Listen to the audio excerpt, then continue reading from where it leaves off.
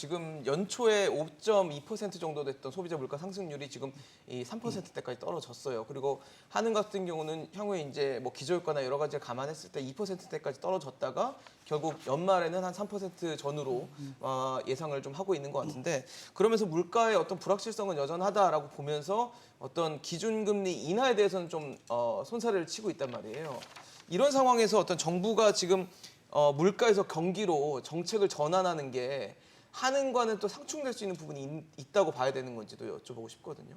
이제 추경호 부총리하고 이창용 총재가 말씀하신 내용 보면 좀 약간 결이 다른 면이 있어요. 그러니까 네네. 스탠스가 좀 다른 것 같아요. 그러니까 한은은 기본적으로 지금 3% 정도대 물가 상승이 어느 정도 좀 많이 떨어졌지만 네네. 앞으로 이제 하반기 가게 되면 외식 물가나 공공요금 또 인상 가능성이 있기 때문에 일종의 3% 이하로 떨어지긴 좀 쉽지 않은 구조고 또 실제적으로 보게 되면 그 우리가 주어진 환경들, 그 글로벌 어떤 그 공급 가격의 예.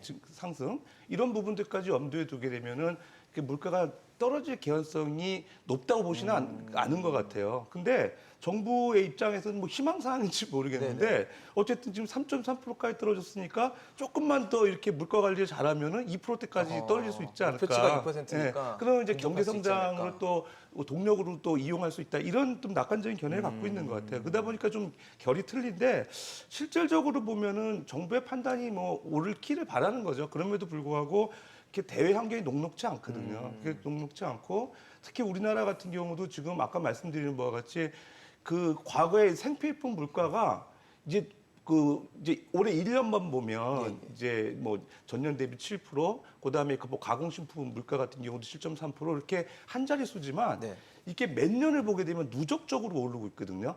그거는 결과적으로 아까 말씀드린 바와 같이 산업의 구조적인 문제 때문에 예. 실제적으로 가격이 한 번 오르면 잘 안 내려간다는 얘기거든요. 근데 이게 결과적으로는 우리나라 물가 상승률에 상당히 이제 중요한 비중 차지하고 있고 전체적 가격이 상당히 떨어지지 않게 하는 요인이 되거든요.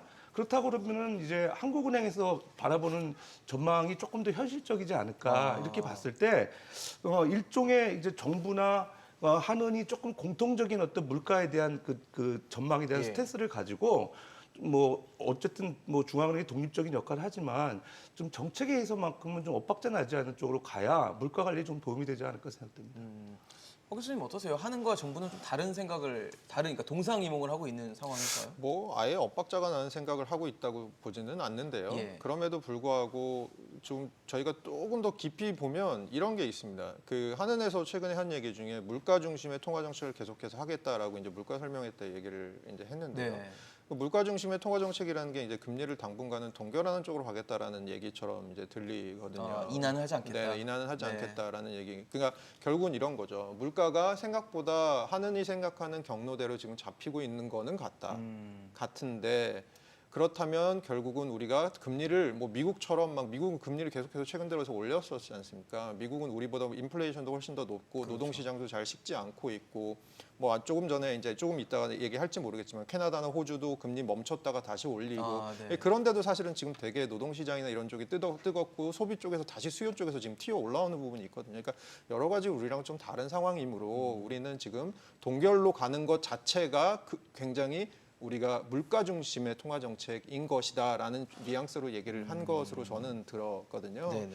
그러면 나머지 한쪽의 무게축은 어디 있냐라고 보면 사실은 이 물가가 잡히는 모양새가 들면 어쨌든 간에 한은도 사실은 부양 쪽으로 나갈 수밖에 없는 상황이거든요. 지금 그리고 뭐 여러 가지 상황상 뭐 기재부랑 한은이 그렇게 동상이몽을 꿀 것 같지는 않습니다. 예. 이게 둘 다 비슷한 생각은 물가는 빨리 잡히면 좋고 그렇죠. 빨리 잡힐 수 있는 한에서 그 다음으로 우린 그 다음 페이지로 넘어가겠다. 그것이 바로 부양이다라는 쪽에서는 둘이 서로 다른 생각을 하는 것 같지는 않습니다. 네, 그래서 그러나 이제 올 하반기 뭐 내년 초까지 우리가 작년에 굉장히 힘들었던 부분, 되게 우리의 다운사이드 리스크들, 뭐 부동산 PF 이런 것들을 뭐 넘기고 있는 과정이라고 네네. 생각하는데요. 올 하반기에도 뭐 역전세 같은 거 아직 남아 있고요. 내년 상반기까지 여러 가지 아직도 암초들이 조금 있는 것 같습니다. 그런 부분에 있어서 사실 아까 서 교수님 말씀해주신 대로 정책 간에 이게 조금 엇박이 나면 안 되고 좀 네네. 정책이 잘 맞아야 되는데 그렇죠. 시너지를 내야 되죠. 시너지 내야 되는데 저희 보통 그런 얘기 하잖아요. 한국은행의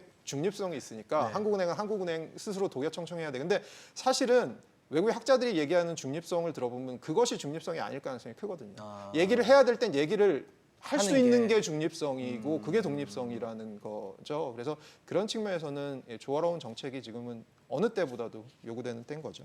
그렇다면 결국 물가가 잡힌다라는 인식을 언제 하느냐가 굉장히 좀 중요해질 것 같은데 그걸 바라보는 하는과 정부의 시각이 같아야 되겠네요. 이걸 다른 순간 또 정책 전환의 어떤 시점이 또 달라질 수 있는 거 아니겠습니까? 네, 그럴 것 같고요. 물론 거기에 대해서 뭐 같은 물을 만져도 누구는 예. 뜨겁다고 얘기하고 누구는 미지근하다고 얘기할 수는 있겠습니다만 기본적으로 저희는 아까 최효준 교수님도 잠깐 말씀해 주셨지만 경제학 교육 받은 사람들이 어떤 교육을 받냐면 물가는 누구의 책임이냐, 물가는 누가 관리하는 거냐, 그럼 중앙은행이라고 저희는 보통 생각을 그렇게 교육을 받거든요. 물론 현실에서는 100% 그것이 다 맞지는 않습니다. 네네. 하지만 여전히 물가를 가장 크게 책임지고 있는 부분, 한국은행에 들어가면 2층에 괜히 물가 안정이라는 글자가 써 있는 게 아니거든요. 저는 그렇게 생각하거든요. 그러면 결국은 이제 은행에서 바라보는 관점이 뭐냐라고 생각했을 때 중요한 건 한국은행 목표 물가 인플레이션이 2%지 않습니까? 근데 이창용 총장이 얼마 전에 무슨 얘기를 하셨냐면 2.6% 정도가 굉장히 중요한 물가의 컷오프가 될 수 있다. 이유는 뭐냐면 물가가 한 2% 근처일 때는 사람들이 아무도 인플레이션에 관심을 안 갖는다. 아, 그거는 그 정도는 그냥 우리가 경제가 성장하면서 우리의 구매력도 늘고 하면서 벌어지는 일이다. 기본적인. 그건 굉장히 건강한 폴트가. 인플레이션이다. 그런데 인플레이션이 한 2.6%를 넘어가면 그때부터는 사람들이 인플레이션에 관심을 가지기 시작하고 그때부터 그것이 경제 주체들의 행위에 영향을 미치고 저희가 이제 경제학적으로 얘기하면 디스토션이죠. 왜곡을 약간씩 이제 경제 자원 배분의 왜곡을 가져온다라고 그런 뉘앙스의 발언을 하셨고요. 그러면서 이제 한국은행의 연구를 사이트를 하셨는데요. 그렇게 봤을 때는 이제 3% 밑으로 내려가면서 조금 예. 우리가 2% 물가로 수렴할 수 있다라는 자신감이 들 때 그때가 굉장히 중요한 터닝 포인트가 되겠죠.